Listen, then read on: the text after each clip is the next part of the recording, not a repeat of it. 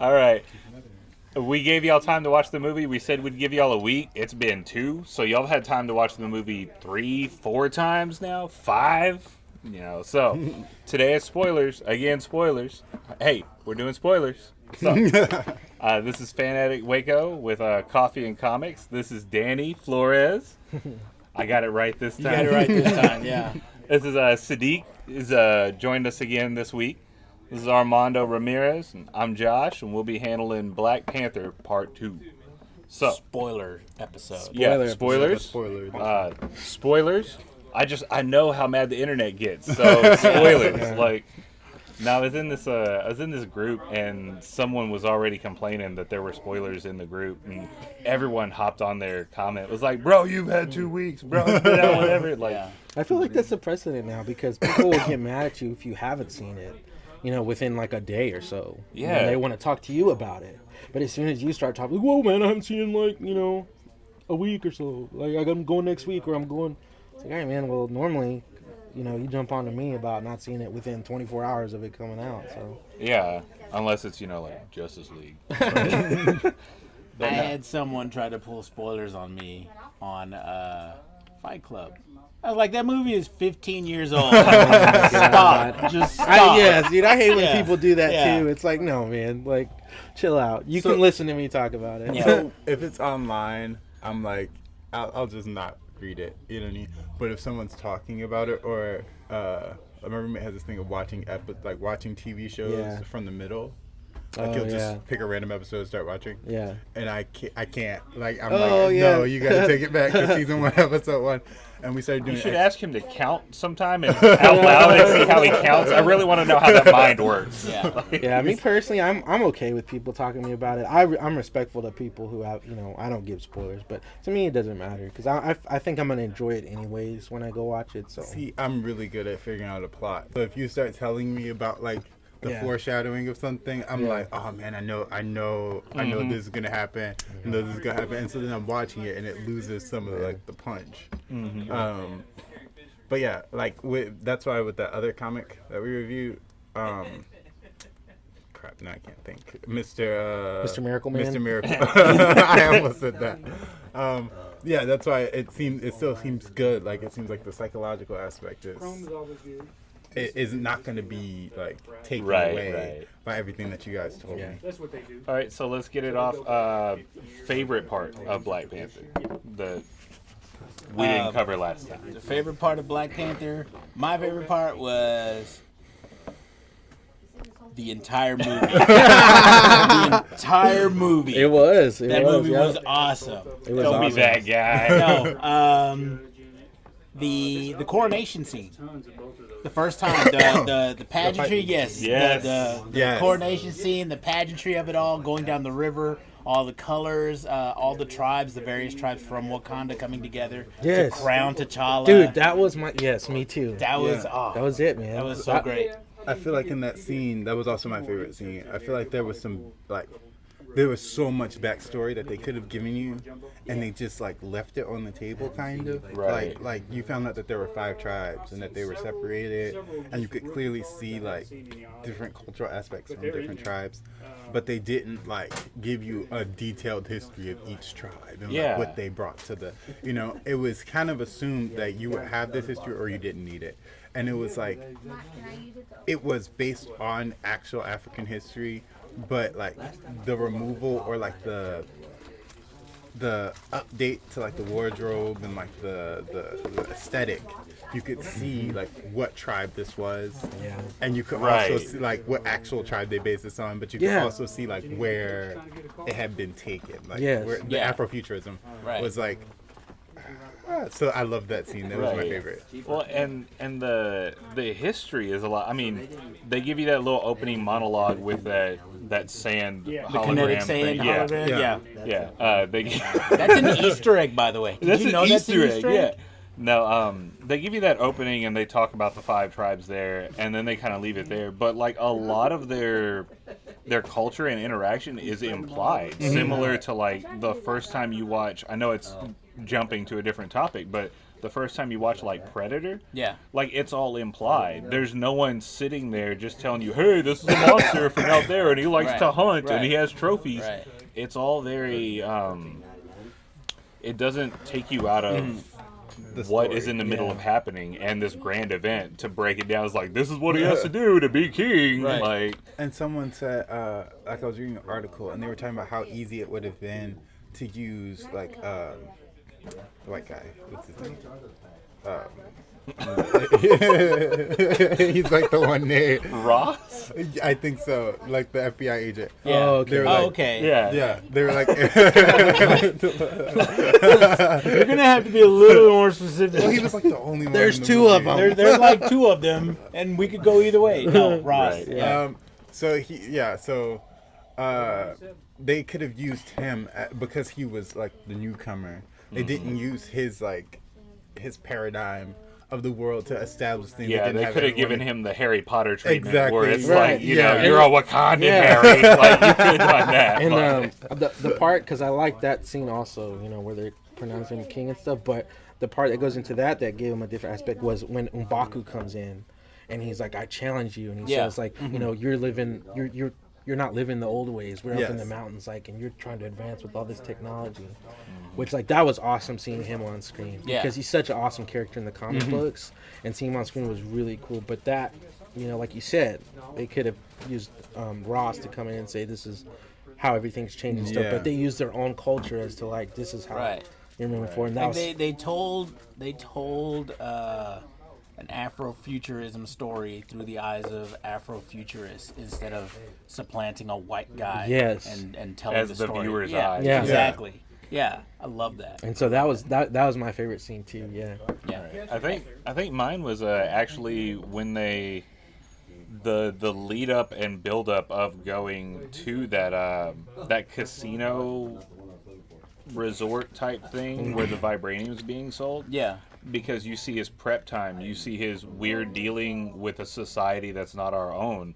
This is how we handle this. Right. This is how, like, you see that protocol on a royal level. Yeah. Like, it's on a, like, no one will do this, or this while we're out. No one will, you know, like, it's that.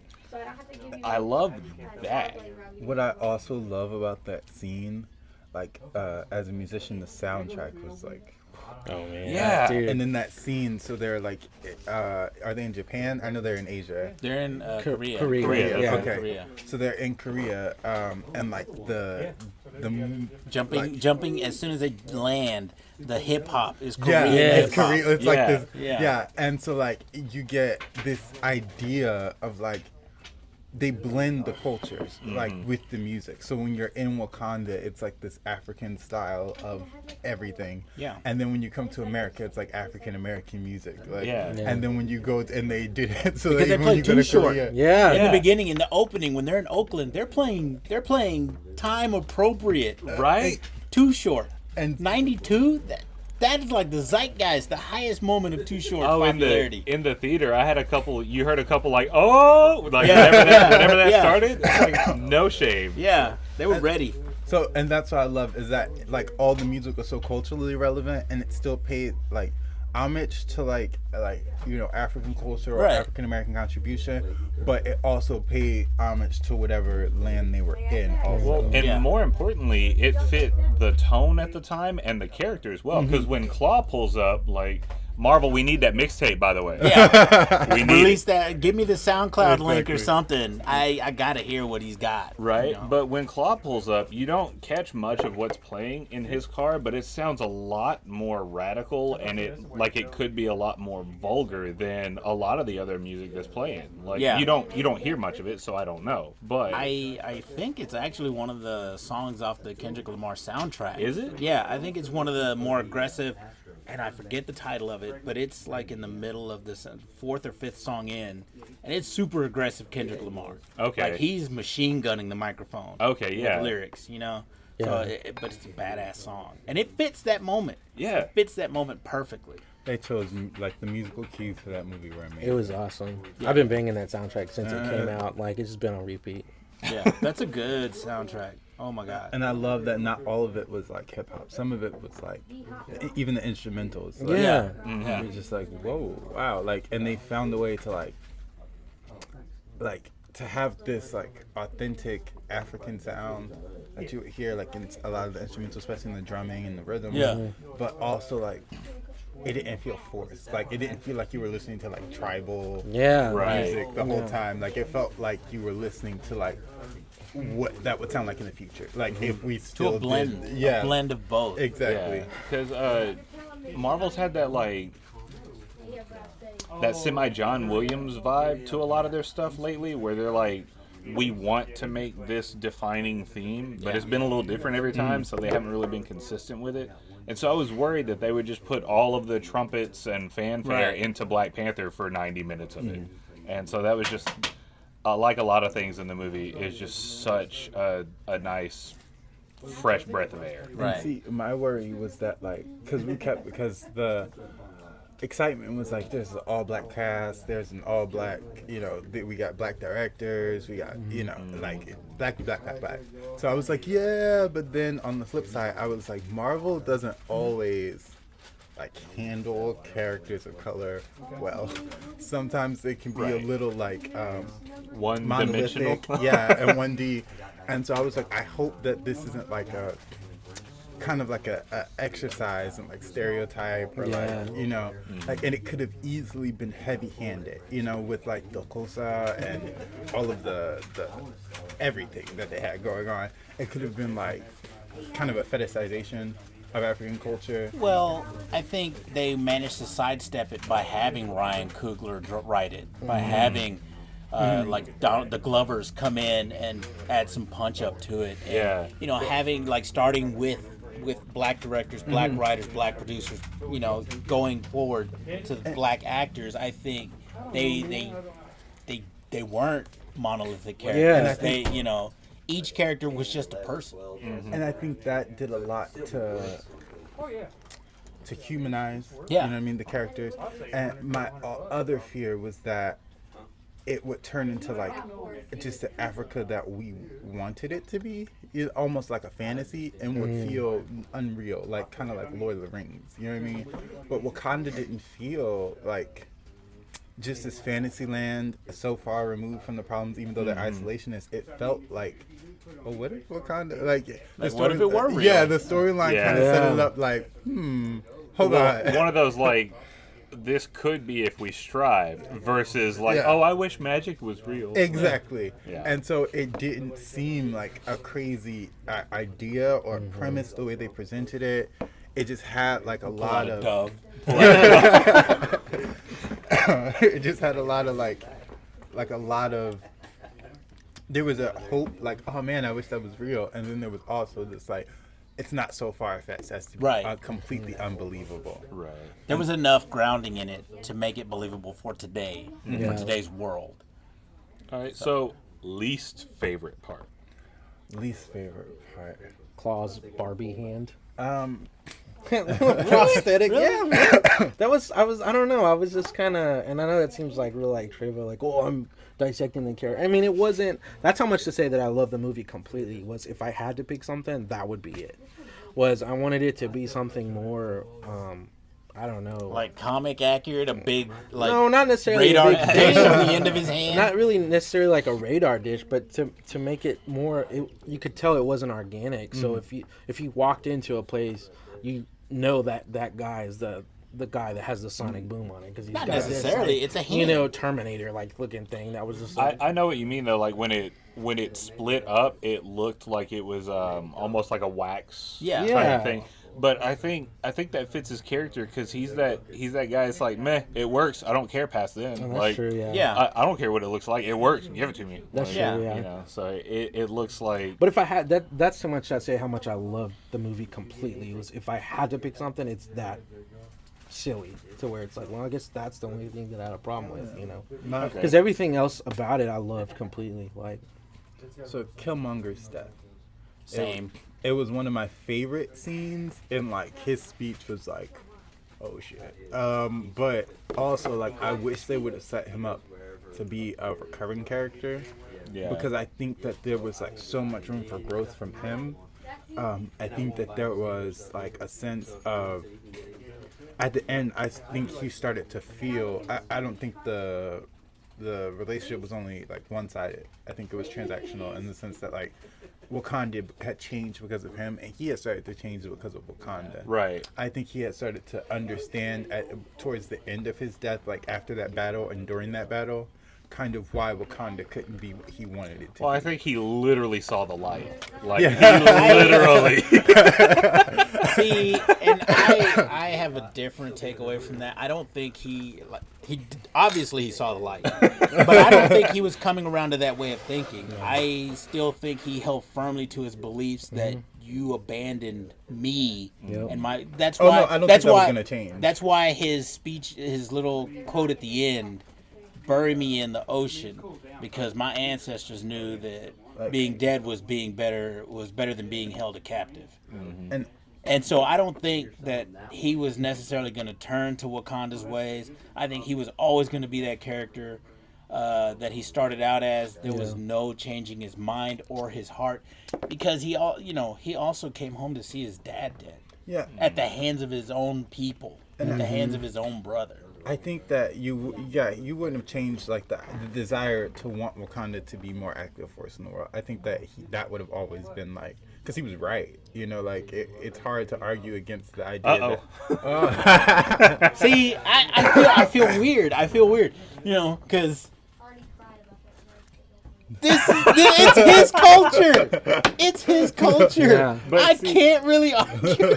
Yeah, you can't say. I think that was the thing. Is it's a what they were depicting is a cultural split, a cultural shift, and the conflict that can come from, Right. even within the same culture. Anything that can schism can go to eat itself. Right. And I think also he wouldn't have. It would have been cool to see him still be a threat to Wakanda, but you have to think about it. What he wanted wasn't necessarily evil. Like, it wasn't like, I want to take over the world and everybody bow to me. He wanted good. He wanted to establish equality. Yeah. And he wanted to make it so that his people, my people, our people, Yeah. Right. because Puerto Ricans aren't Exactly. just Indian like or my culture. Hispanic. Right. Right. We were in that Atlantic slave trade as well. Yeah. He wanted to make sure that they weren't oppressed anymore. And Wakanda had that ability, and they had just ignored it and insulated themselves against the terrors of the world for Right. so Right. long. And like when you're talking about that split, like it's not just like, what I like is that it wasn't just a fictional on-screen split. Like when you're talking about like what Africans are educated about, like African Americans, it's almost always like through TV and media. Right. Yeah. Right. And so that media representation travels and kind of creates some propaganda over in Africa. So Yeah. that the way that Killmonger is viewed as this like brash, like balls to the wall kind of guy, yeah. you know what I mean, is the way that people think of Americans, and specifically African Americans over there. Yeah. And so, and the way that T'Challa is looked at, where he's like very soft and very like emotional, almost to the point of being feminine, Right, kind of right. contrast against Almost Killmonger. motherly. That's Yeah. the way Americans, not just African Americans, but Americans in general, view a lot of Africa. Is like this like more softer side. And so when you see where they come together in this like stubborn kind of battle of wills, you can see where both their cultures are overlapping, and then where there's this complete separation in like the method, Yeah. And I think that's why it would have caused problems down the road if he would have become, a reoccurring adversary, because he's not wrong. I mean, it's like when he broke into the museum, Right. and he asked the lady, Yeah. like, well, How did your ancestors how did you get get it? Like, Yeah. nobody could say, oh, well, he's a bad guy. Like, he's yeah. right. He's right. Like, Yeah. And so I think because when you have a main character like Black Panther, you want him to fight somebody that's like complete evil and to overcome that, and I don't think you could have done that with Killmonger. And so what I would have liked to see is that tempering force on both their ends, because there's a desire for me to want T'Challa to be like, we're taking this over, but then it's like you can't do that. Yeah. You know what I mean? Because like Killmonger is the desire for like progress. Yeah. And it's not. Yeah. It's a very American desire. But to it's like you're saying, American. It's super aggressive. It's a Exactly. super aggressive way of doing it, and like unapologetic and just forceful. Yeah, Like, he's kind of we're gonna pulling- do this, and I don't care what you think or what you say. It's gonna It happen. needs to And be done. he hints that he's pulling from like colonial history when he's like, well, I've studied their tactics and things like Right. that. Yeah. And Yeah, maybe like colonizer is a Yeah. big term Yeah. In the across movie. all levels, Yeah. and it ends up Exactly. ringing more true the less people say it in the movie towards the end. Yeah. Exactly. And so he has this colonizing mentality where he's gonna colonize the world. That's his idea. Yeah. And he's like, I'm gonna do it better than it's ever been done in the term of equality. Like I'm not for oppressing people. Yeah. But I don't want to be at the bottom anymore. Yeah. And so, and that is a very like American feeling. It's not just like you know what I'm saying? When you have like when you see the American resistance, like if you maybe take like the Black Panther Party, I feel like that's kind of where Killmonger was getting like a lot of and it wasn't, that's a very complex group, you know what I mean? Militancy was balanced with like, you know, starting children's programs and like after school and feeding kids Yeah. and stuff Right. like that. Yeah. So he had this balance to him, whereas T'Challa was more like maybe like King or somebody like that. I still don't see that in Killmonger. I don't think that he had that balance. He was just tired of being at the bottom. He was tired of seeing his people suffer at the hands of colonizers. I don't know if we can say white people. But I mean, that's what it was. But then as soon as he gets to the top, he doesn't see how like him being at the top is going to put people at the bottom. And I think that's what the movie is trying to get at, is that everyone needs to meet in the middle. Right. yeah, because I think that But you're saying he had that balance of he wants to help, and he doesn't really. He wants to make sure his people.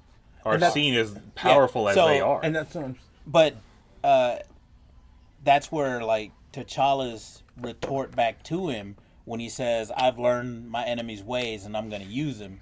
And T'Challa retorts, "You become your them. enemy." And I think that that's what I'm saying. I think that he has this idea that he can colonize in a humane way.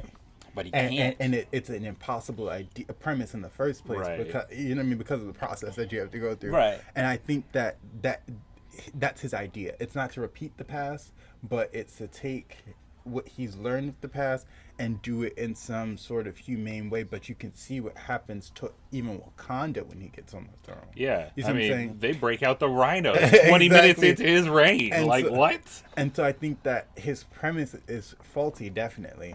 But I think that is a very American sentiment. You know what I'm saying? Is to kind of an eye for an eye.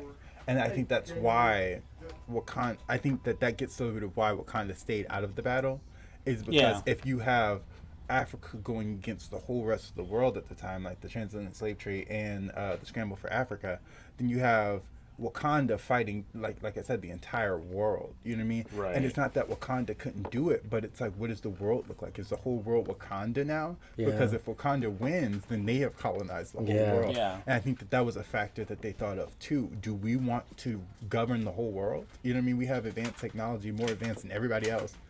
Do we want to rule the world? And I think that Wakanda kind of made a decision like, no, we don't want to participate in this Yeah. way, you know, to be a world power or to be fighting the whole world or to be like the protectors of everybody. Right. You know, Wakanda first. And so I think that there was a whole nother dynamic there too in how much power they had at that time. Right. Yeah, And no. I think my big problem with the movie is a problem with Marvel movies in general now, where like the villain is always a mirror of the image main of the character hero, yeah. lately, and they always die. And they did it twice in this one. Andy Serkis, Claw? yeah, Yeah. Andy Serkis finally gets some in-person time, which I mean he's fantastic on camera. brilliant. As Brilliant. as much of a master of motion capture he is, he's so deserving of that spotlight. Yeah. And so I really feel like that was kind of a waste. That was almost more of a waste than Killmonger, arguably, because we've been over. I don't think Killmonger would have ever changed, but I don't think Killmonger would have any more of a grand plan than to just try and conquer Wakanda again. Right. And like Claw would have had a different idea somewhere else, be able to use in a fresh light or a fresh sense of the world. Try and get his hands on something new. Yeah. So he's that one kind of always thinking of the next scheme. Always basically. scheming, yeah. Yeah. Whereas if they had put Killmonger in jail, he'd always just be thinking of, all right, well, how am I going to get the throne next? How am I going to get out? How am I going to get the throne? Right. How am I going to colonize the world? Yeah. Right. Yeah. But I really hope Marvel starts to step it up. As far as like lasting villains. Yeah. Yeah, man. That's a huge problem, like you're saying. They've talked about they want Thanos to be kind of this like Marvel's version of like Darth Vader, where he's that overlooming presence. Right. So I really feel like that's where they're getting those like the Children of Thanos that they're doing, which is just the guard from the Black Order. Yeah, the Black Order. So I really hope like that means we'll see like all the Black Order probably die in Probably. Infinity War. They'll probably die. I mean, they did it like, look at like Loki. You know, when he first came in the Avengers, he was like the main focus, and now they're not necessarily kill him off, but now he's just kind of like a sidekick kind of character. Yeah, but I'm fine with not seeing a villain for years, and then he makes a cameo. Right. I'm fine with that. Yeah. But so you said you had a big talking point that we missed when we were discussing this while back, right? That you really feel like you wanted to touch on. I did, and I don't remember it right now. More coffee. Here we go.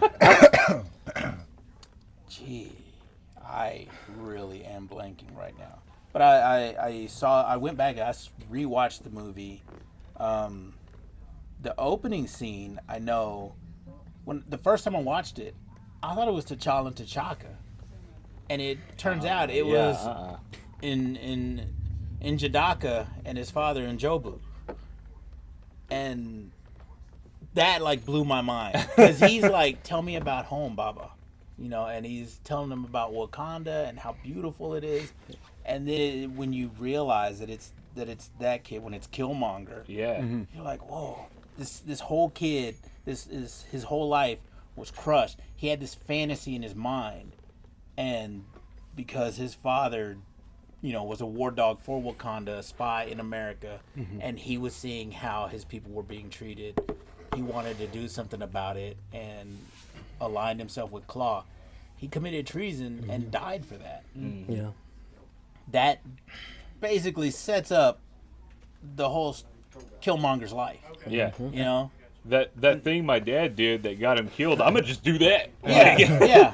And there's no way it'll get me killed. And Oops.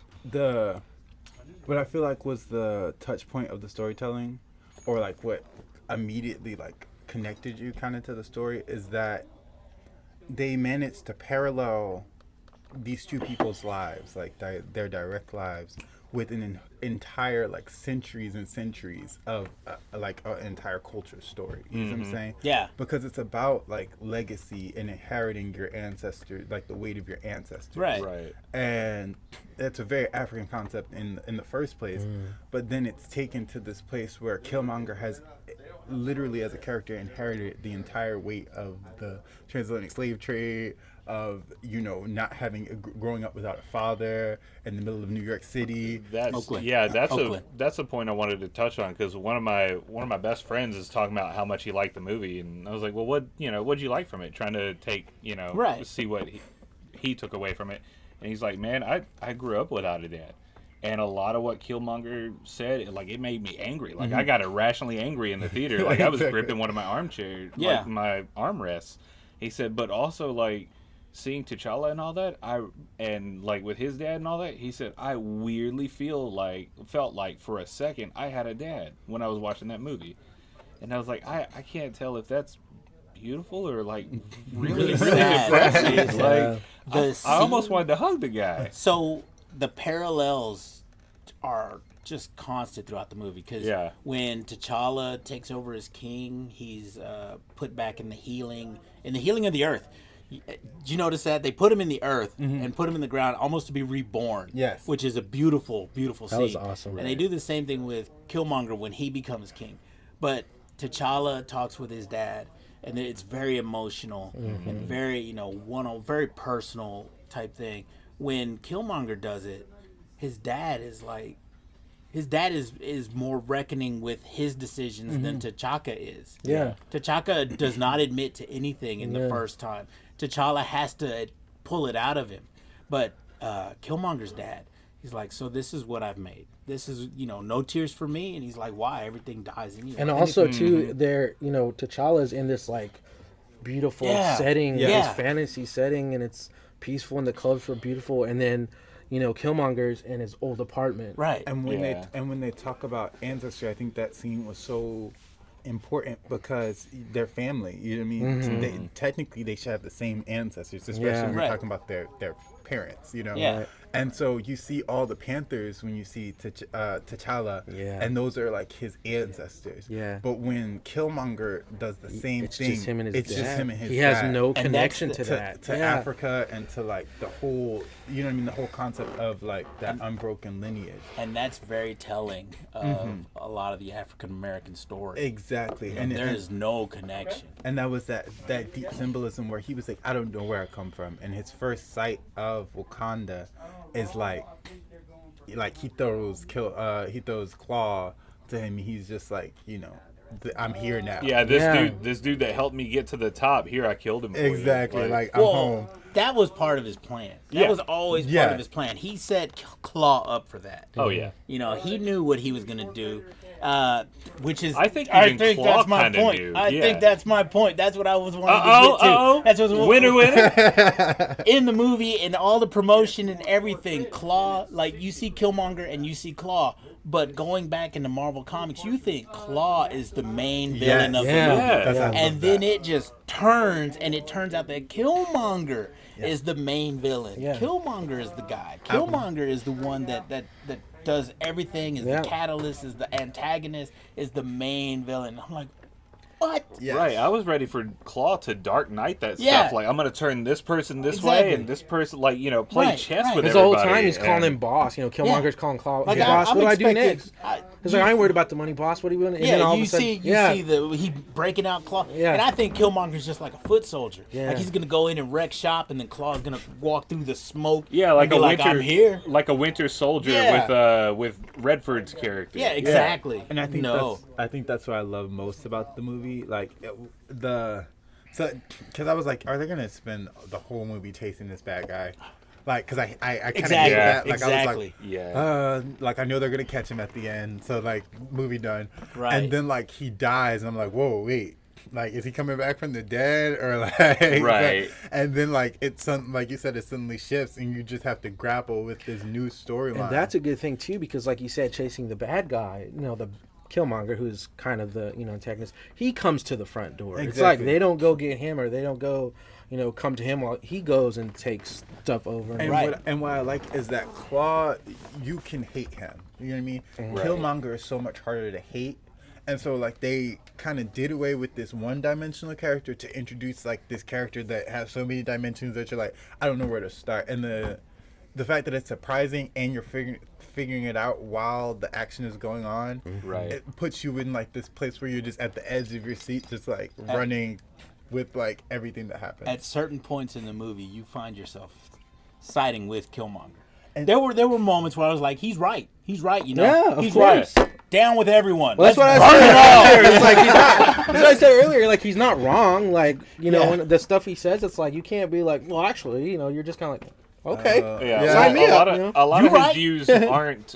You right. They're very subjective. Yes, is the thing. There's no clear cut like. And it puts you, it kind of puts you in a place where like, because like he's so violent, and you're like, you're right, but I don't agree with the violence, and so you have to like walk this tightrope to where it's like, where do I like, you know what I mean? Like, I'm leaning towards you're definitely on the right track, but like that track has like a lot of bodies on it, and I'm not cool with that. Can we touch on some of the misogyny of Killmonger? Because that's super problematic. Oh yes, super problematic. Yeah. Like, he gives no shits. Yeah. Well, like the Dora Milaje is like just this respected guard that I mean, they do live their life in servitude, but it's not to the king; it's to the throne. Right. Yeah. And so, like, I mean, and they've got some of the coolest parts in the movie. Like, when T'Chaka has that entrance in the apartment, like, ting, lights out, come back. But it's like they were there to announce that his country is coming for him, not his king. Mm-hmm. Yeah, yeah. So they were, but like the instance when Killmonger orders all the purple herb burned, and the handmaiden say, "But what about the next king?" He doesn't give a shit about the next king. No. He's like, I don't care. He's like, I'm the only thing. This is me. Yeah. Wakanda is me, and I am Wakanda now. You do what I say, and it's he picks her up by the throat. Like what? Come on. yeah. Whew. That. And that was like kind of, it was eerily mirrored to like that stereotype that you see where like the husband comes home and it's like, where's my dinner? Well, I'm exactly. I'm cooking the kids' food. I don't care about the kids' food. Where's my dinner? Yeah. Like it's that. And it shows too that the character that's how far he was pushed to where it was like that didn't matter. He's and I feel like that links to that concept of lineage. You know what I'm saying? Because in Wakanda, I'm sure you're always growing up thinking about not just your self, you know what I mean, but about when you have become an ancestor. And so it's like, what is my future gonna hold? What's my name gonna hold? You see what I'm saying? But Killmonger grew up without a dad and never. He grew up without legacy. Exactly. Yeah, he grew up without a dad or a mom, so he didn't know how to act like a man. He didn't know how to treat a woman. And so he like exactly. it's just and he's not thinking about like, what will my name? You see what I'm saying? What is gonna be like my lineage? What's my future gonna be? What will happen when I'm one of the ancestors and my child comes after me to be king? Yeah. He wasn't raised to think of those things like exactly. T'Challa was, and that's also a very American thing. Like not thinking about like the lineage that you come from and the lineage that and he spends like the first half of the battle just fighting the Dora Milaje. Like he doesn't go after. He should go after T'Challa. He's right there, and he's making quick work with that burst out of all these troops and not harming him. He should be going after them while he's focused on not hurting his people. But it's telling though that when T'Challa makes his entrance, when he comes back, that in T'Challa's mind, the challenge for the throne is still on. Yeah. Right. Because he's not dead and he never submitted. What does Killmonger say? That challenge shit is over. Yeah. I'm the king now. Yep. Yeah. And with that statement, it reminds everyone that a king makes the rules. It doesn't matter how long it's been tradition. If a king says something, boom, that's it. Yeah. And that was I think an important moment too. Like whenever you look at Killmonger, you're looking at like an American in this African very setting. American. Exactly. And like the every stereotype of an American yes. in this African setting. And so he's like, I don't care about your tradition.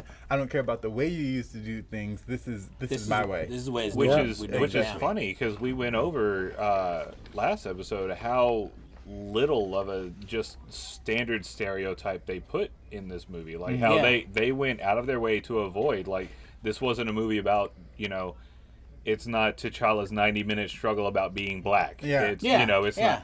And so for all of that they avoided, they really put some stereotypical American. They put the American stank on it. Right. They weren't bothered by black tropes, which is good. Yeah. That's great. That's phenomenal. I love that. They were just people, but they made sure to make that dude extra American. Yeah, because that's the whole point of it. It's like you said earlier, you got two people that come from the same place, they're born, they're hereditary or whatever, but then they're put in different environments, different cultures. Right. They're nurtured. Yeah, they're nurtured. Yeah, well, exactly. And it's like everyone's got that one cousin. Everyone does. Everyone does. They show up to the family dinner and they walk in like, "Hi, auntie," and everyone's just like, "This guy." Exactly. And dude.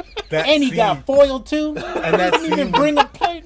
That scene when they were sitting around and T'Challa's there, it definitely is that scene where it's like a celebration kind of, and then he just walks in. He's like, you know what I'm saying? He just like busts the party. Right. Yeah. Record scratch.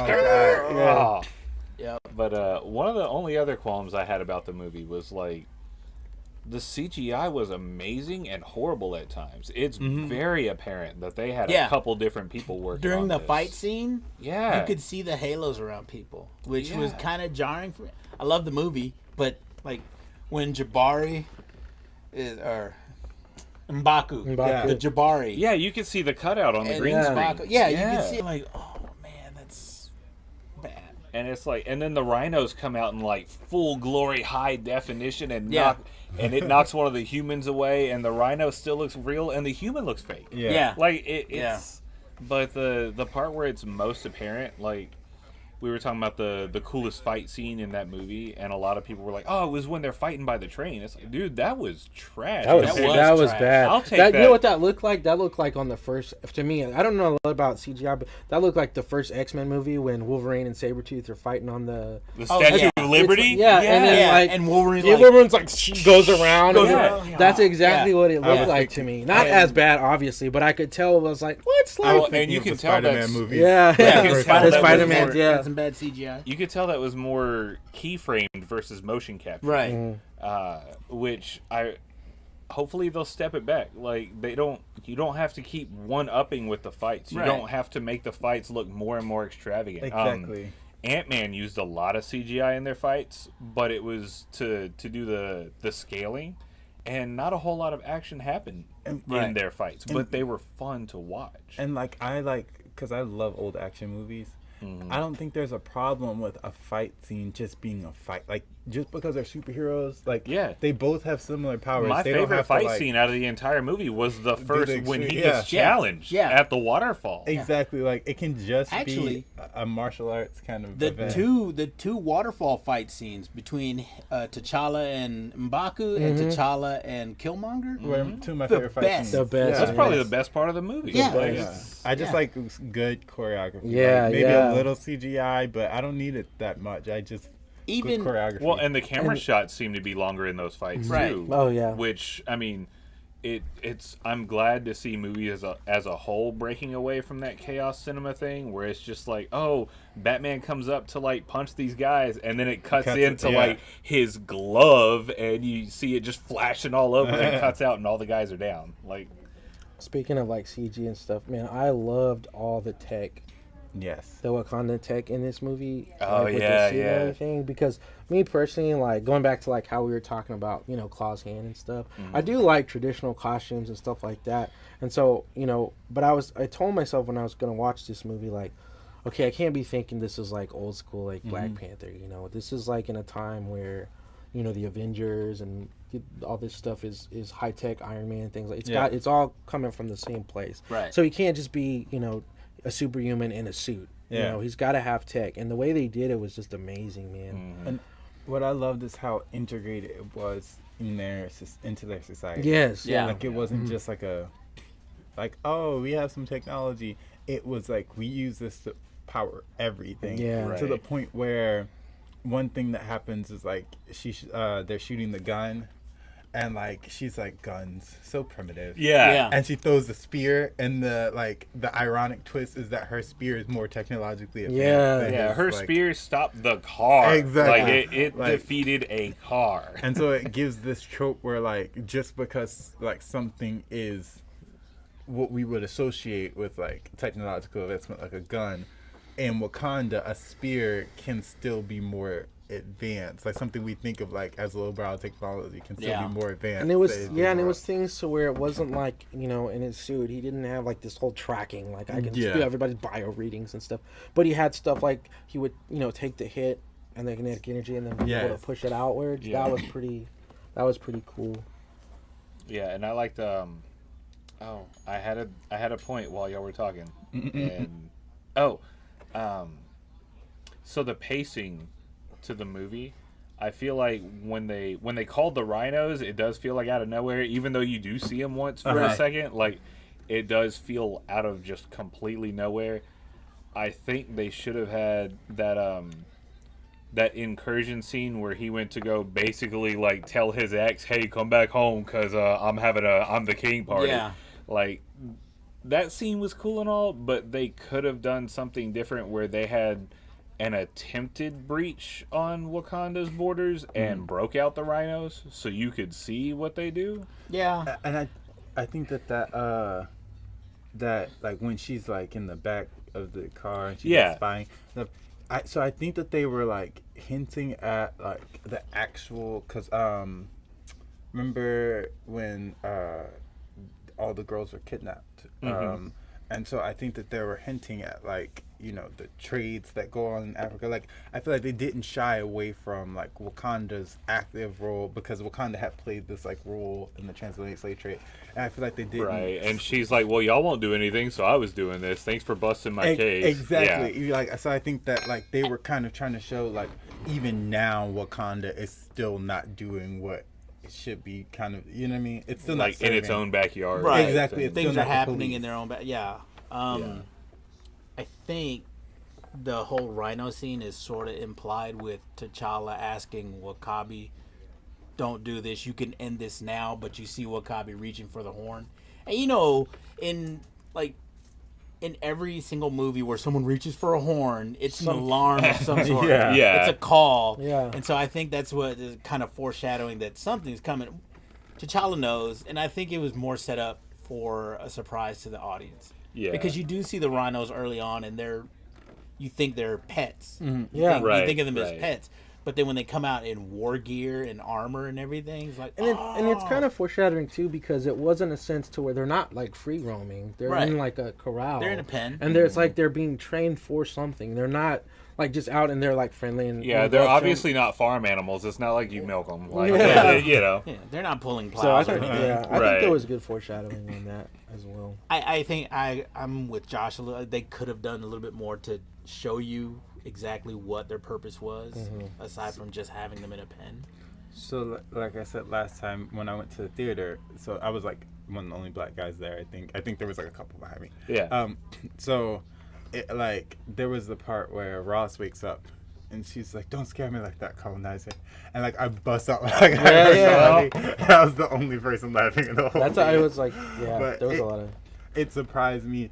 And I think that like because I've been seeing like reviews like specifically about that part, and they're like, well, like, you know, that's racist. All of those Yeah, stuff. they're like, are we going to talk about the reverse racism? Yeah, here? and I was like, I don't think people understand like Wakanda is separated from the world, so some of its views are still not like caught up. Yeah, and I think that the language that they used was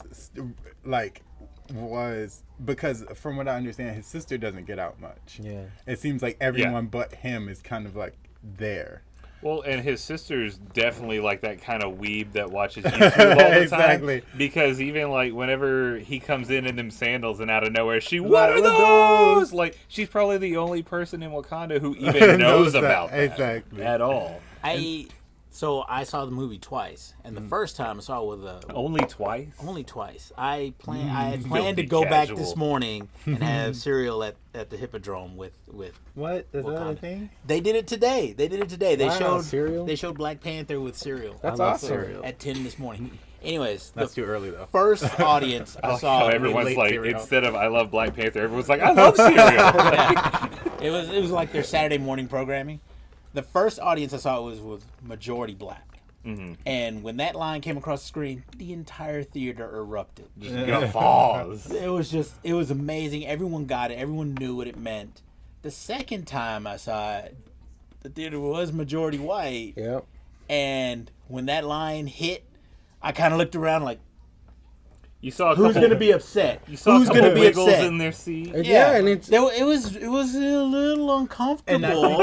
And I could feel the uncomfortable. So after I started laughing, I could feel that other people were uncomfortable, like the energy, especially since I was the only person laughing. But But that's how it was too. Like I took my son, and my son is 7, and he got it, and he was laughing at it. But that, the majority of people that when we went was white too, and they kind of like looked at us and like. here's the problem, or here's the issue I see. Why is it now an issue when it's used as a pejorative, when for centuries they've been calling themselves colonizer? Right. Christopher Columbus was our greatest colonizer. And I feel You like know?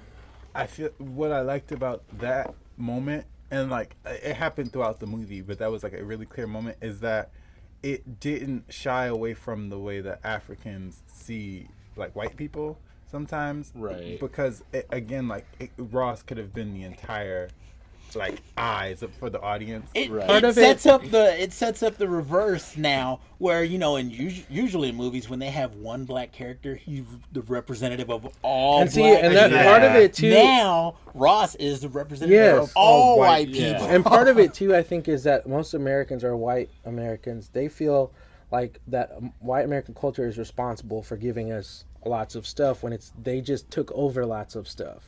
And so when you have somebody that said like, hey, you're kind of not necessarily a threat here, but you're just in our area now, we get, white people get offensive because it's like, hey, well, we actually, and it's like, no, you didn't. You kind of just like took over it, Well, and I think the term in the film is used so casually that it really shouldn't even be a big deal. It got blown out of proportion to begin with. Definitely. But I feel like they slipped it in there to be a big deal and not be a big deal at the same time because of how it plays on your comfort level. Because if you are empathizing with Ross to be your eye, your windows into this world, because it's his first time waking up and seeing the world. So you're set up for, we're going to get deeper insight into this world through him. Right. And she kind of like shuts that idea she's like, no, down. like, and it's also one of those, if this is the character that you identify with, or not even so much identify with, but if this is the character you like most in the movie right now, you're at the wrong movie. Exactly. Like, and this movie's not about him. And so it's kind of like an admonition to the audience while she's directly talking to Ross. And that setting puts you in this setting where like, if as a minority, when I go see a movie, sometimes the minority character not only represents all of that minority, but the black guy dies first. Exactly, so all the tropes and all the things, so when I empathize with that character, they're speaking by proxy to me through that character sometimes. You know what I mean, with the references and things like that, and so here you could tell that Ross was going to be a proxy for white people in Wakanda, but it wasn't set up so that he would start dominating or taking power. And they didn't do like a Dances with Wolves thing where at the end he's you're one of us and have the big parade thing. But it's also like, even with colonizer getting thrown around and this and that and the other, no one's above anyone. When shit hits the fan, they rely on him just as much as they rely on the person beside them in the battlefield. And I love that. Yeah, so that's the big thing, is that like at the end, that shouldn't be any of the focus. It was like this, we acknowledge the history here, but also we're now. You know what I'm saying? Yeah. And so it was like this. He played an important role in the movie, and it wasn't like a minimal role, because I don't think they could have done it without him, and his skills and talents were necessary. But it wasn't to the point where he overshadowed the other characters, or he didn't he still had to take direction. And it just goes back to I think the main thing was people that got upset. They felt like they had to be a part of it. If they weren't a minority, they had to be a part of it, or completely understand the culture too. Instead of just being happy for it, for people, I'm happy that this culture got a movie. It's because they're not accustomed to because they always want to be involved, and so they always have to be the main focus of it. They have to take over. They have to take over. And I think because of that, you don't you never have to interact with how your culture is seen from the outside. You know what I'm saying? So how do people view white culture? To me, I feel like anyone who still carries any racial bias while watching that movie missed the point. Yeah. Totally. Yeah. Anyone who gets offended, or anyone who doesn't see it going a certain way, they miss the point. Because the movie at the end obviously has the happy ending. T'Challa's king again, everyone, but it's more about building bridges than building walls. But it's the first movie with the standard happy ending in a long time that you still feel happy at the ending. It's not just oh, okay, well, here's the happy bookmark at the end. But it also makes you think, because at the end, when they're in the United Nations and Wakanda comes and says, we're going to offer our help to the rest of the world, and the guy goes, well, what is a bunch of farmers. And it's like, dude, it's free help, man. Like, why are you? And that's, I feel like that's the traditional. Like, even if they're farmers, and they're producing food. And that's the traditional thing. Is it's like, what do you have to offer? And the farmers' comment seemed loaded. You know what I mean? Like when he said farmers, it seemed like there were like a million list of words that could have been substituted for farmers, and like he didn't go there. Yeah, like you said, it was kind of the UN, like this is Africa we're talking about. Yes, you know what I'm saying? It seemed to be the tone, but diplomatically you can't say that. Well, I mean, diplomatically, like they make a point several times to mention that Wakanda hides itself as a super poor third world country. And I think that's that was the point, is because T'Challa's kind of like, and they leave you on that cliffhanger where he could have shown him like, we have this, but it's like you already know what they have. Well, and it mirrors the finale of the first Iron Man. Like, I feel like this is setting up for the new going flavor forward. and phase altogether. And I think they tried it with Doctor Strange and didn't work as well. No. And they got a better response with the Black Panther. Mm-hmm. Yeah, well, going forward, because Doctor Strange was just very by the numbers on all of it. Like, well, it was Iron Man. Yeah, it was Iron Man. But it was just the safest movie I think they made in a long time. I feel like with the Marvel movies, sometimes they're I feel like sometimes their storylines fall flat because they're always pulling from the same culture, like usually same gender. It's all New York City. Exactly. Yeah. It's gonna be like, it's always probably gonna be a white male in New York City. So speaking of white male, and spoilers, Bucky with the good hair. Bucky with the good hair. Like, I know what happened, but I missed it because Nick, he was like, I gotta go to the bathroom, and I was like, pee your pants, just go. End of the Marvel movie. Just you go. pee your pants. Like, but I heard about it, so that was and I still had people leaving the theater. Like, that's still a thing. How do they not? At this point, I'm just like, it's been 10 years. They should know better. If they don't, that's on them. Yeah, I had somebody try to get up, and I was like, sit down. Right. But don't you move. He wakes up in Wakanda. His mind has been healed by Shuri. Mm-hmm. Nice. And did anyone catch what he was wearing? No, red and blue. Red and blue. I don't. And I'm okay. Like, he had a red sash with a blue, and I'm thinking, are they hinting at the next Captain America? Well, and there's also that Easter egg that they called him White Wolf. They called him White Wolf. And in the comics, the White Wolf is the head of the special ops forces that Black Panther has. Yeah. And they all wear like Panther suits, but they're all white. Yeah. They're solid white. That's pretty awesome. And they're pretty badass. So I'm wondering, because I don't think they'll take it that route. I don't think so either. I think safely he will be the next Captain America, because I think your boy Steve Rogers is just he's done. But I think it's interesting to see that they put that in there. Yeah. Just as a whole, and I wonder how closely he'll be working with Wakanda as Captain America, given that Cap is already working fairly in tandem with T'Challa. Like, you see T'Challa give him a brand new shield in the trailer to Infinity War. Right. And it's... Good question. What's the bathroom process for this? It is right behind me.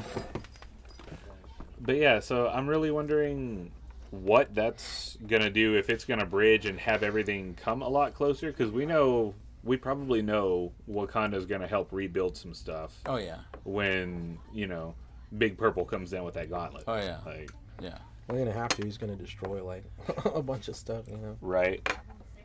Iron Man's going to make a split decision, Oh, I loved it. That was the first thing I said was, let me text the group. All that trash you were talking, yes. Hey, yes, you know what though? What though? The closest thing you got to Namor right now is that... I'm not worried about a movie, brother. What's his, Zachary Quinto right now? I'm not that's the closest you got to Namor. I ain't worried about that, brother.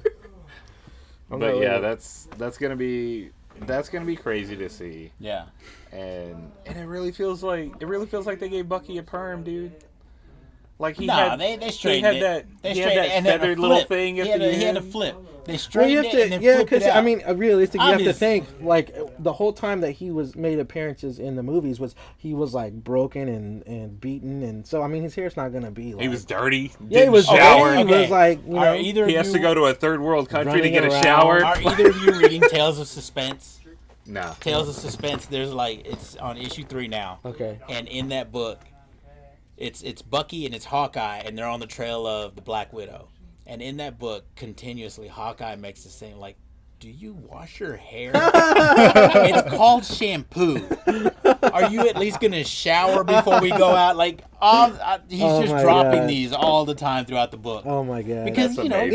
Yeah. Oh, dude, that's hilarious. That's amazing. So what's going on in the Black Panther comic right now? Well, right now, they're getting ready to introduce Bast, the planet. Oh. Yeah. Oh, all right. So yeah, double spoilers. Sorry, I asked that question. Sorry. He looked like he didn't want to answer it. I man. didn't. I really didn't. Speaking of the comic, I don't know if we mentioned this last time, but Coates, Ta-Nehisi Coates, is the writer for these comics, and like his writing legacy, I guess you wouldn't think that he would be a comic book writer. Mm-hmm. So like I don't know if you want to do his. I know you know his his background and history. Yeah. But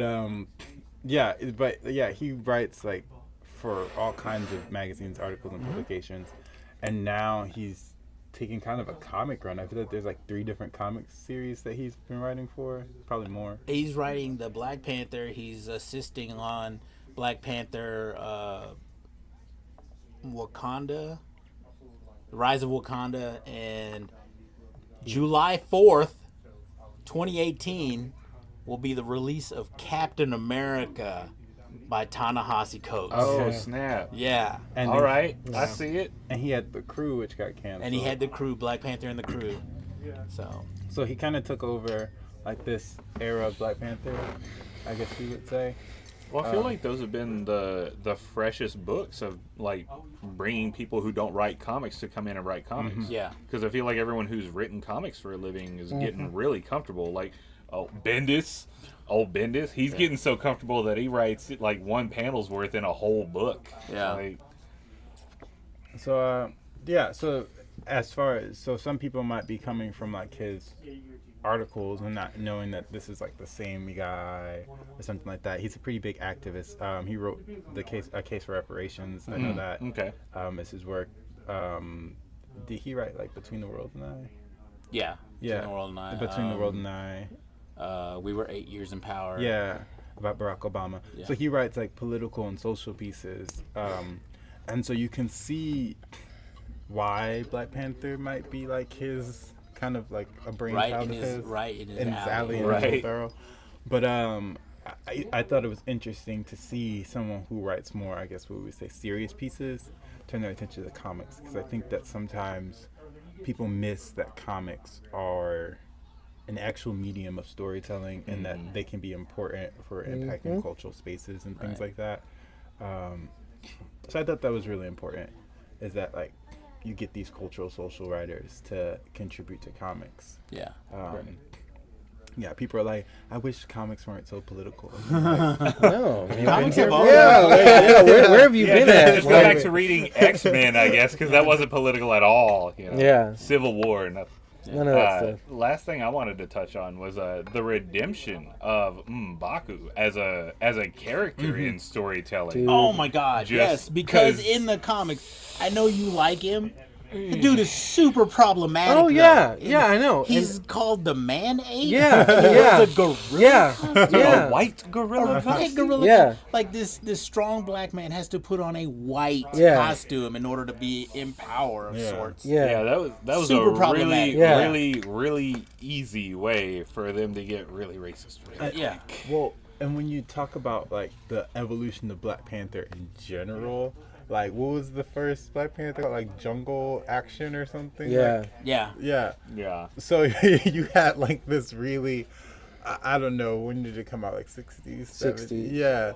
It's like this really old, like animal print kind of like Yeah. idea. Yeah. Like it makes me think of like those old like Jungle Love flick. I don't know. Like, The first appearance of Black Panther was in Fantastic Fantastic Four number Yeah. 52. in 1966. And I think the thing makes like a joke about like going to work, like Tarzan or something like that. But like, that's the thing. Like Black Panther is in his garb, and he beats the hell out of the Fantastic Four. And so, I mean, from like the outside world, like the ideas are kind of couched in like this. You get what I'm saying, like right? Like, I mean, he still beat the hell out of the Human Torch, right? You know? But now, like M'Baku comes in and just like his whole tribe is, you know, it's very Q-Dog. Q-Dog-esque, like coming in, he's right? stepping. Exactly. And I feel like that was not only was that, you know, cultural, and it was, you know, like walking that small line that they did, you know, but they did it gracefully and tastefully. But I feel like that made it so much cooler when they come in the final battle, and like they're like you get hyped in your chair, dude. Yeah. Like you're like, oh man, Yeah. And that was better than any of like the third Hobbit movie where it's like an hour-long battle and they bring in this person arrives to the battle and it's supposed to be a big surprise and this person arrived. Like, it weighed so much more and it was so much better. So do you feel like this movie had like a cultural impact, like across culture? I thought it did because I think we touched on that last time, but yeah, it was Definitely. I wasn't here. Yeah, for sure. I mean, I was expecting a lot more, especially with things that have been going in the world. I was expecting a lot more negativity, and it seemed like it brought a lot more people to understand other people's views on it. And everybody has been, you know, supportive of you know, I mean, you know, they had people going dressed up to the theater, you know, in cultural garments and stuff. And I was thinking, like, people were going to be like, oh, yeah. But everybody's like, that's awesome. Yeah, dude. And I was like, man, yeah, that's awesome. Like, do it, you know? Yeah. Like, the idea of, like, cosplaying is not something that I thought, like, black people in cosplay just didn't seem like it was ever going to happen. Right. Been waiting for a while. So that was awesome. Like, I guess, like, black nerds just finally getting a chance to celebrate, like, of course. and it not being like, are we going to be nerds or are we going to be black? Like, it was like, let's do it at the same time. Definitely a blending of that. And there shouldn't ever be, there shouldn't be a category of black nerd. Exactly. Yeah. You know, you're a person, you're a human. Well, yeah, and I think that's at the end of the day, that's the theme to the movie. Is it's not about, you know, open borders or about seclusion or about race or about what it's about. Like, this is what it means to be human to the rest of the world. And I like it. I like that it presented that narrative by going through kind of the muck and the mire, instead of presenting it by like skirting around the hard stuff and then getting us to like this goal. And you're like, oh, that was nice, but everyone was holding hands the whole time. You know what I mean?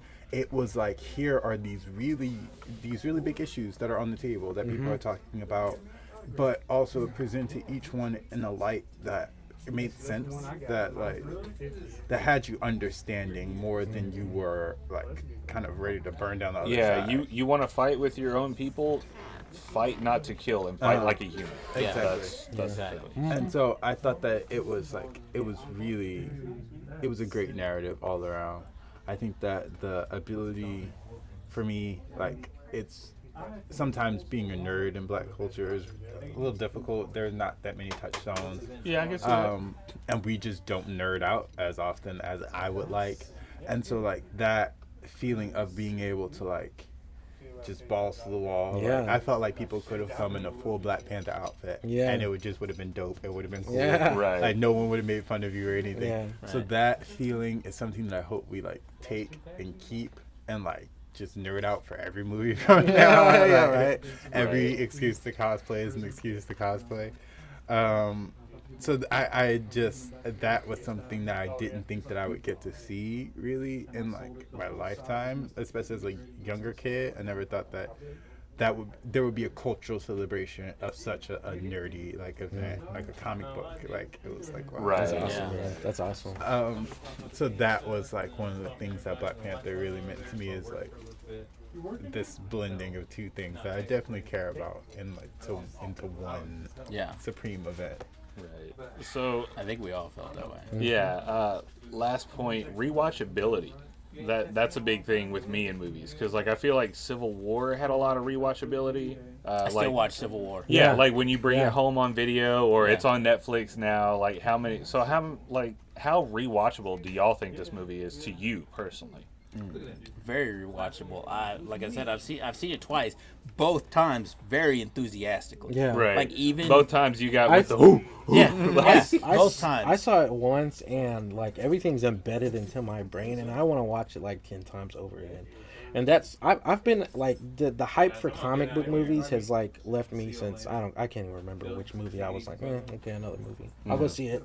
Nick likes to go watch them, but I'm not excited about it. I get more excited about comics. But this movie really was like, man, I can't wait to buy it on DVD so I can just pop it in the background. Just have it playing in the background. Right. You know. So I hardly ever rewatch things or reread things. Once I know the plot, I'm like, But this was actually something that I would rewatch. The visuals were awesome. The music, until I get that soundtrack, like it's like the only place. Right. Right. So like, yeah, the visuals are awesome. And then I feel like there's some stuff that you can miss no matter how many times you watch it. Like, it seems like it's the kind of movie where like there's so many deeper stories being told that you can like kind of watch it again and get a new perspective or kind of like or at least it's easy to build a head canon from like this is probably what that character was doing before we met them. Right. Yeah. So I'm on the same boat. Like it's one of those. It wasn't as monumental seeing it the first time as it was watching the Avengers for the first time. Right. But I don't think anything ever will be because that's the first time that you got to have this team up type thing. This grouping. Yeah, but I'm definitely going to put that there with Avengers and Civil War. Like I said, that's a big one. Yeah. Thor with Ragnarok. Yeah. Pretty rewatchable. Yeah. I can't get through the Dark World again. No. Please don't make me watch No, that. that was a really bad Stargate episode, man. Yeah. Stargate, really Star bad. Trek, So, one of those two, right? but yeah, I think it's here to stay, and I think no matter whether you buy the ticket or buy the movie or whatever, you get more than your money's worth. Definitely. Your Netflix subscription. Definitely. Yeah, I can't wait for it to hit Netflix. When it hits Netflix, man, that's all it's gonna be on. Movies you would like, and it's just got this. Just nothing but Black Panther, nothing but Black repeatedly Panther. Black Panther. All right, I guess we just hyped ourselves into it. We're gonna go see it again. We're gonna go see it again. right now. Right now. Just gotta go buy the tickets. Cut the feed. We're going right now. Right. So. All right, guys. Well, this has been great. Later, guys. See y'all next time.